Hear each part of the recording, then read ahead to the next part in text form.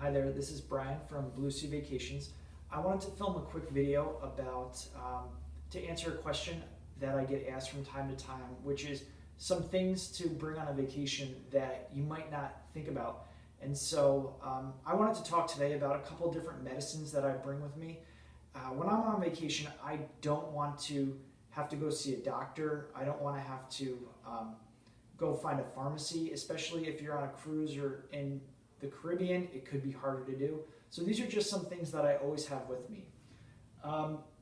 For starters, sunscreen. It may seem obvious, but you want to probably bring more than you think, especially because sunscreen is going to cost about $15 a bottle if you're on vacation somewhere warm. Insect repellent. With Zika, you can't be too safe, so if you're going to Mexico or the Caribbean or on a cruise, make sure you have it. I always have ibuprofen with me. You might want to use ibuprofen or aspirin or Tylenol. And also something basic is some Tums. You never know when you may have some indigestion, and Tums can come in handy.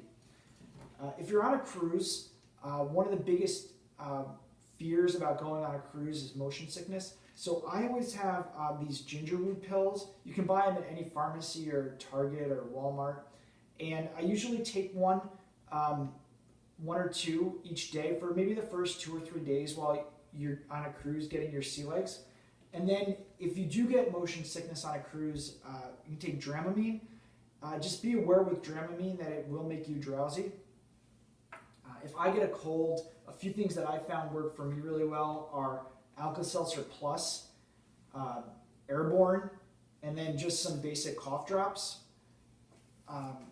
Benadryl is another thing that works well, not only if you have a cold, if you're stuffy, it can help clear you up, but also if you have an allergic reaction to some food that you may have eaten.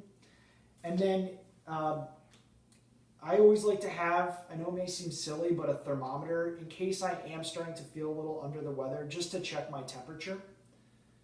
And then lastly, if you do get a case of Montezuma's Revenge, Imodium AD, and if it's really bad, before you go on a trip, you can always talk with your doctor about a prescription of ciprofloxacin, and this is for severe cases of Montezuma's Revenge that can really hinder your trip, and your doctor will talk to you about that.